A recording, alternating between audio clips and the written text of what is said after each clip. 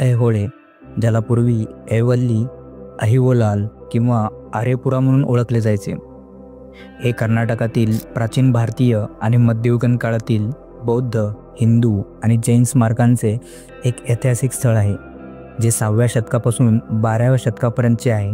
शेतजमिनी आणि लाल वाळूच्या खडकांच्या टेकड्यांनी वेढलेल्या एक नामांकित लहान गावाभोवती स्थित ऐहोळे हे एक प्रमुख पुरातत्वीय स्थळ आहे, ज्यामध्ये बागलकोट जिल्ह्यातील मलप्रभा नदीच्या खोऱ्यात पसरलेल्या 120हून अधिक दगडी रेखानगर शैलीतील मंदिरे व गुहा मंदिरे पाहावयास मिळतात.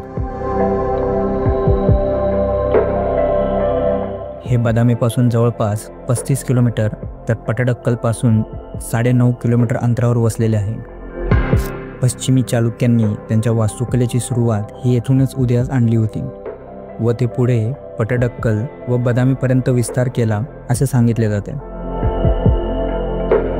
ऐहोळेमध्ये सुरू झालेल्या वास्तुकला आणि कलांमधील प्रयोगामुळे युनेस्कोच्या जागतिक वारसास्थळ असलेल्या पटडक्कल येथे मंदिर समूहाचे निर्माण झाले. गावाच्या उत्तरेकडील मलप्रभा नदी काठावर कुऱ्हाडीच्या आकाराचा एक दगड परशुरामाच्या आख्यायिकेशी संबंधित असल्याचे सांगितले जाते.